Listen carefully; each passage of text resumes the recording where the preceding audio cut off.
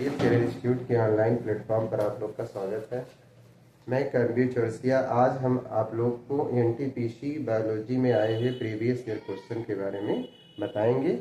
कुछ बहुत ही important question है जो आगे भी परीक्षा में पूछे जा सकते हैं। जिसमें पहला क्वेश्चन है, मानव शरीर की सबसे बड़ी हड्डी कहाँ पाई जाती है बेटा? जांघ में पाई जाती है और इसका नाम क्या है? फीमर। मानव शरीर की सबसे छोटी हड्डी जो कि कान में पाई जाती है, इसका नाम क्या है? स्टेपीज। प्रोटीन की कमी से होने वाला रोग।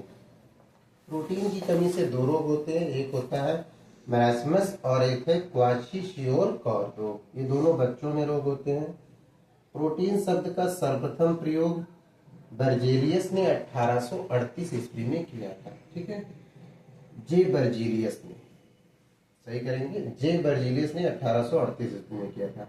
बड़ी माता, जिसको इंग्लिश में स्मॉल पॉक्स बोला जाता है, के लिए टीके की खोज किसने की थी? एडवर्ड जेनर ने की थी। लुईस पास्टर ने रेबीज का टीका खोजा था। बालों, त्वचा और आंखों के लिए आवश्यक वर्णक मेलिन वर्णक होता है, प्राकृतिक वर्णक बोला जाता है इसे। सावली व्यक्ति में मेलिन वर्णक की मात्रा अधिक होती है। पादपों की मूल परविकाओं के निर्माण से संबंधित जीवाणु का क्या नाम है बेटा? राइजोबियम जीवाणु। इसको नाइट्रोजन का यौगिकीकरण भी कहा जाता है, यौगिकीकरण भी कहा जाता है। क्रेसीन प्रोटीन पाया जाता है। केसीन प्रोटीन दूध में पाया जाता है। प्रोटीन का संगठन कैसे? प्रोटीन किस चीज से मिलकर बना है? जिसमें सबसे पहले आएगा कार्बन, ऑक्सीजन, नाइट्रोजन, हाइड्रोजन और सल्फर। ठीक है। नेक्स्ट, पादप की कोशिका भित्ति बनी होती है सेलुलोज की। मैंने आपको कोशिका पहले भी पढ़ा चुके हैं, उसमें सारी बात आपको बताई गई थी। ये क्वेश्चन जो कि एनटीपीसी प्रीवियस ईयर में आया हुआ है ग्रेजुएशन वाले में, तो इसको ध्यान से आप देख लीजिएगा। पादप की कोशिका भित्ति बनी होती है सेलुलोज की। निद्रा रोग, स्लीपिंग सिकनेस होने का कारण क्या होता है? निद्रा रोग बेटा प्रोटोजोआ के कारण होता है और इसका कारक जो होता है वो सीसी मक्खी के कारण होता है। ठीक है। रक्त समूह के खोजकर्ता कौन है? रक्त समूह के खोजकर्ता कार्ल लैंड स्टीनर जी हैं। इनको आधुनिक रक्त समूह का पिता भी कहा जाता है। 1900 और 1901 के ईस्वी के बीच में इन्होंने रक्त समूह की खोज की थी। रक्त समूह 4 प्रकार के होते हैं, ए, बी, ए बी और ओ। ए बी जो होता है वो सर्वग्राही रक्त समूह होता है और ओ जो होता है वो सर्वदाता रक्त समूह होता है। विश्व रक्तदान दिवस इन्हीं के जन्म दिवस के अवसर पर प्रत्येक वर्ष 14 जून को विश्व रक्तदान दिवस मनाया जाता है। फिर नेक्स्ट क्वेश्चन था, जल में घुलनशील विटामिन। तो बेटा विटामिन भी हम आपको पहले भी पढ़ा चुके हैं, एक बार फिर से देख लीजिए कि जल में जो घुलनशील विटामिन है वो विटामिन बी और विटामिन सी है।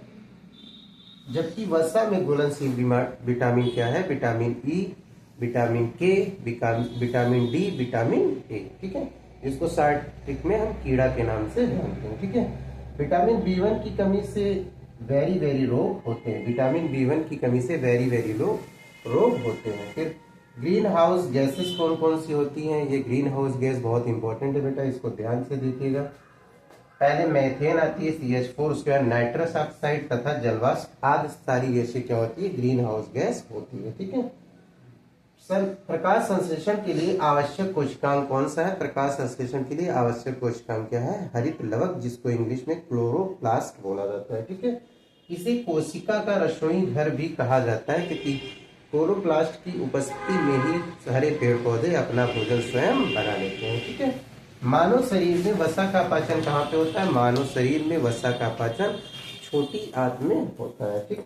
फिर नेक्स्ट देखेंगे, सबसे छोटी रक्त वाहिका को क्या कहते हैं? तो सबसे छोटी रक्त वाहिका को कोशिका बोला जाता है। ठीक है बेटा। आगे नेक्स्ट देखते हैं, गोल्डन फाइबर के रूप में किसे जाना जाता है? गोल्डन फाइबर के रूप में किसे जाना जाता है? क्वेश्चन एनटीपीसी ग्रेजुएशन वाले में आया हुआ था। तो गोल्डन फाइबर के रूप में जूट को जाना जाता है बेटा, और जूट का प्रयोग चटाई बनाने में, कालीन बनाने में और सजावटी सामानों को बनाने में किया जाता है। ये कुछ क्वेश्चन है बेटा, लगभग 12 से 13 क्वेश्चन है, इसको आप रिपीट करिएगा। फिर नेक्स्ट सेशन में हम आपको next previous year question biology के पढ़ाएंगे। ठीक है। थैंक यू बेटा।